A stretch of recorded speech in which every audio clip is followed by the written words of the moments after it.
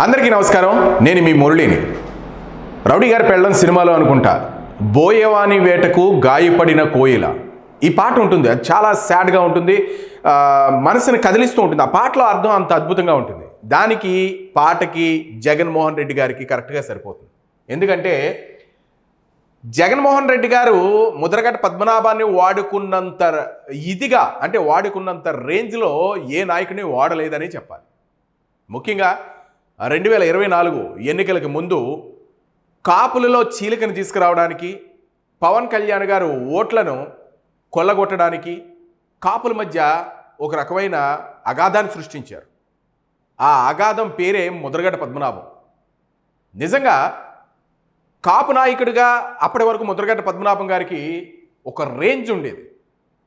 కాపులకి ఎవరైనా నాయకుడు ఉన్నాడా అంటే మన పద్మనాభం గారు ఉన్నారు కదరా అని చెప్పుకునేవారు. ఆ చుట్టుపక్కల ఆ రూరల్ ఏరియాలో పద్మనాభం ఒక్కరే దిక్కు అన్న రేంజ్కి ఎదిగిపోయారు. ఎదిగిపోవడం ఏంటి, ఆయన చేసిన పనులు అటువంటి ఉద్యమాలు చేశారు. అటువంటి వాటినన్నింటిని కూడా చంద్రబాబు నాయుడు ప్రభుత్వం ఉన్నప్పుడు కూడా అతను అటువంటి పోరాటాలు కూడా చేశారు.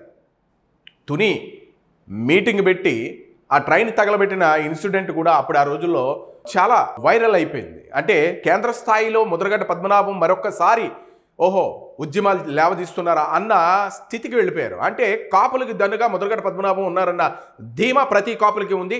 దాన్ని జగన్మోహన్ రెడ్డి గారు క్యాష్ చేసుకున్నారు, చాలా అద్భుతంగా చేసుకున్నారు.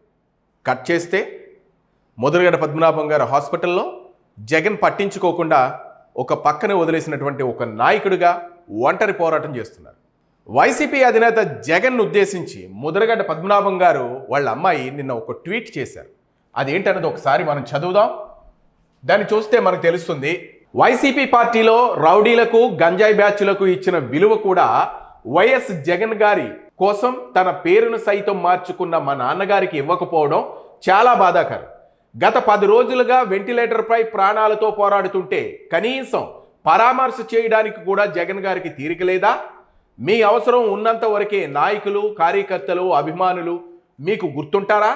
పని అయిపోయిన తర్వాత ఒకప్పుడు మీ పార్టీ కోసం అన్నీ అర్పించిన మా నాన్నగారికి మీరు ఇచ్చే విలువ ఇదేనా? ఇక వైఎస్ఆర్సీపీ పార్టీ నాయకుల గురించి చెప్పాల్సిన అవసరం లేదు అని పెట్టారు. చూసారా? నిజం చెప్పాలి అని అనుకుంటే పాపం బలి పశువు ఎవరైనా ఉన్నారు అని అంటే పద్మనాభం గారే. కేంద్ర మాజీ మంత్రి ముద్రగడ పద్మనాభం కుమార్తె నిన్న జనసేన నాయకురాలు క్రాంతి గారు చాలా ఆగ్రహం వ్యక్తం చేశారు జగన్ గారి మీద.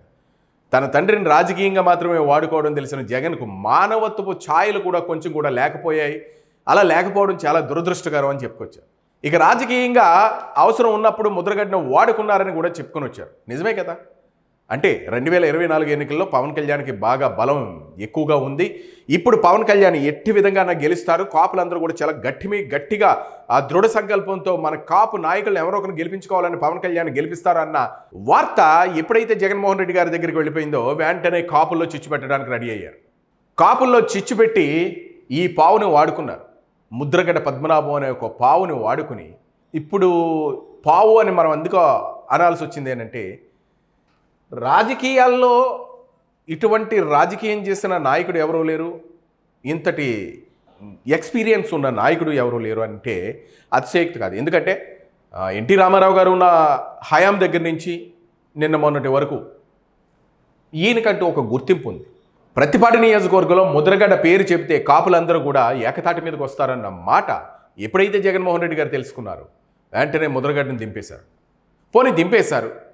పోనీ ముద్రగడ్డకు ఏదైనా సీట్ ఇచ్చారా అంటే బహిరంగానే నేను ఏ సీట్ల కోసం కాదు కాపుల తరపున నేను పోరాటం చేస్తున్నారని బాగా జబ్బలు జరుచుకున్నారు ముద్రగడ పద్మనాభం గారు. ఈయన గారి తప్పు కూడా లేకపోలేదు. పోనీ పద్మనాభం గారికి అవసరం లేదు. పద్మనాభం గారు వాళ్ళ అబ్బాయి ఉన్నాడు, వాళ్ళ అబ్బాయికి సీట్ ఇస్తారు అనేసి మిగిలిన నాయకులు చెప్తారు కదా. ఏమంటే మీరు ఇప్పుడు బాగా వైరల్ అయ్యేటట్టు మీరు మీ పోరాటాన్ని ముందుకు తీసుకుని వస్తే మీ అబ్బాయికి జగన్మోహన్ రెడ్డి గారు సీట్ ఇస్తారు, తర్వాత మంత్రి పదవి ఇస్తారు, తర్వాత ముఖ్యమంత్రిని చేస్తారు, తర్వాత ప్రధానమంత్రిని, ఏ దిక్కుమాలిన మాటలన్నీ చెప్తారు కదా. అవన్నీ చెప్తే ఇతను ఓకే అనుకున్నారు. పాపం రాజకీయాల్లోకి దూకారు. తనకు మించిపోయిన రాజకీయ ప్రస్థానాన్ని కొనసాగించారు. పవన్ కళ్యాణ్ గారిని ప్రశ్నించడం, చంద్రబాబు నాయుడు గారిని ప్రశ్నించడం, పవన్ కళ్యాణ్ గారికి లేఖలు రాయడం, ఏదైనా చిన్న ఇన్సిడెంట్ జరిగితే లేఖలు రాయడం. మరి పద్మనాభం గారి దగ్గర ఆ లెటర్ హ్యాడ్ ఉందో లేదో, లేఖలు రాయడానికి పెన్ ఉందో లేదో తెలియదు, కానీ మరి ఇప్పుడు లేఖ రాయొచ్చు కదా. అయ్యా జగన్మోహన్ రెడ్డి గారు, నన్ను ఇలా వదిలేయడం ఎంతవరకు కరెక్ట్?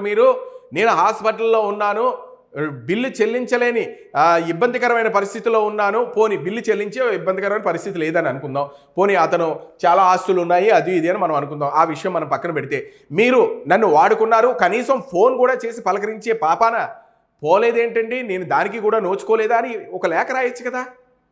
అంటే ఇప్పుడు రాసే సిచ్యువేషన్ లేదేమో. ఓకే, పద్మనాభం గారు ఎవరు తీసుకున్న గోతులో వాళ్లే పడ్డారు.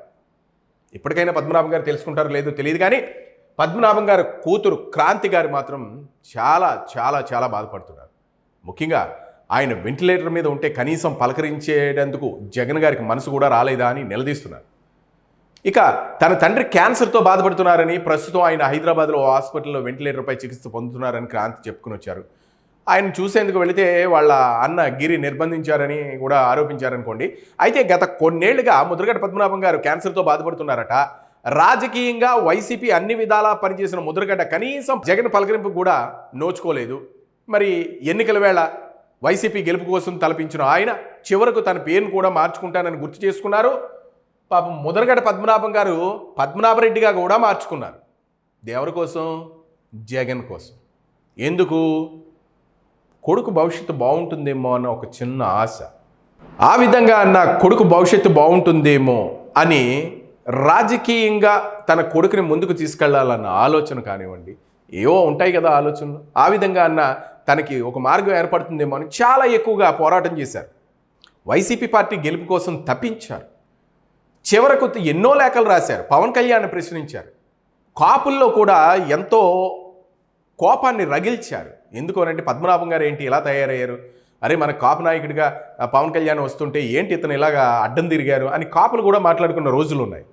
అయినా ఎక్కడా తగ్గకుండా, ఈ విమర్శలన్నింటినీ పట్టించుకోకుండా సోషల్ మీడియాలో కానివ్వండి లేదా టెలివిజన్ ఛానల్లో కానివ్వండి వచ్చే మాటలను మళ్ళా ప్రెస్ మీట్లు పెట్టి ఖండిస్తూ వైసీపీకి గొడుగు పట్టినటువంటి ముద్రగడ పద్మనాభం గారు ఇలా దీనస్థితిలో హాస్పిటల్లో ఉండడం చాలా బాధించదగ్గ విషయం. దీనస్థితి అని ఎందుకన్నానంటే డబ్బు పరంగానో లేదు అనంటే పరపతి పరంగానో కాదు నేను మాట్లాడుతుంటా. ఇంత పని చేయించుకున్నటువంటి వైసీపీ దన్నుగా నిలబడాలి కదా. ఏదైనా చిన్న ఇన్సిడెంట్ వస్తే అంబటి రాంబాబు గారు పరిగెట్టుకుని వచ్చేసేవారు ఏంటి ముద్రగడ పద్మనాభం గారి ఇంటికి. ఇప్పుడు అంబటి రాంబాబు ఎక్కడున్నారో కనపడటం లేదు. అలాగే బొత్స సత్యనారాయణ గారు ఎక్కడున్నారో కనపడలేదు. కనీసం మాట లేదు. ఏంటి అనంటే అయ్యో ఇట్లా అనారోగ్యం పాలయ్యారు ముద్రగడ పద్మనాభం గారికి, మేమందరూ దన్నుగా ఉన్నామని ఒక్క నాయకుడు, కాపు నాయకుడు వచ్చి మాట్లాడినటువంటి సందర్భం లేదు. అందుకనే ఎవరికి వారే యమునా తీరే. రాజకీయాల్లో శాశ్వత శత్రువులు ఉండరు, శాశ్వత మిత్రులు ఉండరు. ఇది మరొకసారి నిరూపితమైంది. అంటే ఒక పావుగా వాడుకుని వదిలేశారు ముద్రగడ పద్మనాభాన్ని. ఈ పద్మనాభం గారు ఇప్పటికైనా తెలుసుకుంటారో లేదో తెలియదు, కానీ జగన్మోహన్ రెడ్డి కనీసం ఇప్పటి వరకు ఫోన్ చేసి మాట్లాడలేదు అన్న మాటలు అయితే బయట వినబడుతున్నాయి. జగన్మోహన్ రెడ్డి గారు ఈ సోషల్ మీడియాలోనూ లేదా ఈ న్యూస్ ఛానల్లోనూ ఏకి పారేస్తుంటే ఏమో మళ్ళా వెళ్ళి పద్మనాభం గారు కుదరలేదు, నాకు రాజకీయ ఒత్తిడిలో యలహంక ప్యాలెస్ నుంచి రావడానికి అవ్వలేదు అనేసి మాట్లాడడమో లేదా అంటే హాస్పిటల్కి సంబంధించినటువంటి బిల్లు పంపించడం ఏదైనా చేస్తే సంతోషించదగ్గ విషయమే. కానీ ఇలా వదిలేస్తే మాత్రం, అలాగే కాపులు మొత్తం అందరూ కూడా ఏకదాటి మీద తీసుకురావడానికి సమావేశాలు సభలో పెడుతున్నారు. మరి కాపులందరూ కూడా ఇటువంటి అన్నీ చూడరా? వైసీపీ పార్టీ కాపులను వాడుకుని వదిలేస్తుంది అని ఇంకిత జ్ఞానం లేకుండా ఉంటారా కాపులు? వైసీపీ పార్టీ చేస్తున్న దురాఘాతాలన్నింటినీ కూడా ఎగ్జాంపుల్ ముద్రగడ పద్మనాభం అని గుర్తించకుండా ఉంటారా కాపులు? మరి వైసీపీ ఎటువంటి రాజకీయాలు చేస్తుంది అని క్రాంతి గారు ప్రశ్నిస్తున్నారు. ముద్రగడ పద్మనాభం గారు వాళ్ళ అమ్మాయి జనసేన నాయకురాలు. పాపం మొదటి నుంచి కూడా ఖండించుకుంటూనే వచ్చారు క్రాంతి గారు. మా నాన్నగారు అలా చేసి ఉండకుండా ఉండాల్సింది, పవన్ కళ్యాణ్ గారి గురించి ఇలా మాట్లాడకుండా ఉండాల్సింది. ఎందుకు అనంటే రాజకీయ పరిణితి అంటే ఇప్పుడు ప్రజెంట్ ఉన్న ట్రెండ్తో 90s ట్రెండ్ ఫాలో అవ్వలేకపోతున్నారు. ఎందుకనంటే డిజిటలైజ్ అయిపోయింది ప్రతిదీ కూడా. బాగా ఎక్కువగా అడ్వాన్స్డ్ టెక్నాలజీ ఎప్పుడైతే వచ్చేసిందో 90s వారు ఇప్పుడున్న ట్రెండ్ని అందుకోలేకపోతున్నారు. అదేవిధంగా రాజకీయాల్లో కూడా ఇప్పుడున్న ట్రెండ్ని కనీసం కూతురు క్రాంతిని చూసైనా ముద్రగడ పద్మనాభం గారు మేల్కొని ఉంటే ఆ రోజులు వేరేగా ఉండేవేమో. పద్మనాభం గారు ఇంటికి వెళదాం అనుకున్నటువంటి పవన్ కళ్యాణ్ గారి ఆలోచనను కూడా తుడిచేసినటువంటి ముద్రగడ పద్మనాభం గారు వైసీపీని అంట కాసుకుని వైసీపీ కూడా తిరుగుతూ ఇదిగో ఇప్పుడు ఈ పరిస్థితిలో ఉన్నారు. అదే పవన్ కళ్యాణ్ కూడా తిరగక్కర్లేదు. పవన్ కళ్యాణ్కి సలహాలు ఇచ్చేటటువంటి స్టేజ్కి వెళ్ళిపోను. ఎందుకనంటే ఎంతో సుదీర్ఘమైన అనుభవం, ఎన్నో సంవత్సరాల నుంచి చేస్తున్నటువంటి రాజకీయం పవన్ కళ్యాణ్ లాంటి వారు ఎంతో అద్భుతంగా తీసుకుందరు. పవన్ కళ్యాణ్ గారు లాంటి వాళ్ళకి నడిపించే ఒక నాయకుడు ఉండాలి అన్నటువంటి గౌరవం కూడా ముద్రగడ పద్మనాభానికి ఇచ్చినేమో. వీటన్నిటిని కూడా పక్కన పెట్టేశారు. వైసీపీ కోసం ప్రశ్నించారు, వైసీపీ కోసం లేఖలు రాశారు, వైసీపీ కోసం కాపుల్లో చీలిక తీసుకొచ్చారు, చివరికి మంచం మీద కూర్చున్నారు. అంటే దీన్ని నేను తప్పు పట్టడం లేదు. అంటే అనారోగ్య సమస్యలపై మంచం మీద ఉన్నా మరి ఇప్పటి వరకు ఏ వైసీపీ పార్టీ కోసం పనిచేశారో ఆ వైసీపీ నాయకులు వెళ్ళి పలకరించిన సందర్భం లేదు కదా. అధినాయకుడే లేడు కదా. అధినాయకుడు కనీసం ఫోన్ చేసి మాట్లాడొచ్చు. ఏమండి ముద్రగడ పద్మనాభం గారు, ఏంటి మీ ఆరోగ్యం, ఏంటి ఎలా అయిందట, సరే మీరు అదంతా మనసులో పెట్టుకోకండి, నేను చూసుకుంటాను, హాస్పిటల్ డాక్టర్లతో నేను మాట్లాడతాను, హాస్పిటల్ ఖర్చులన్నీ నేను చూసుకుంటాను, మీరు హ్యాపీగా ఉండండి అని నాయకులు పంపించి కాస్త ధైర్యం ఇప్పించి ఆ ఫోన్లో కాస్త మనసు ధైర్యపడడానికి మాట్లాడి వాళ్ళ కుటుంబ సభ్యులతో మాట్లాడి ఇవన్నీ చేయాల్సిన నాయకుడే మొహం చాటేస్తే పద్మనాభం గారు హాస్పిటల్లో దీనస్థితిలో ఒంటరి పోరాటం చేయాల్సిన కర్మ ఏంటి?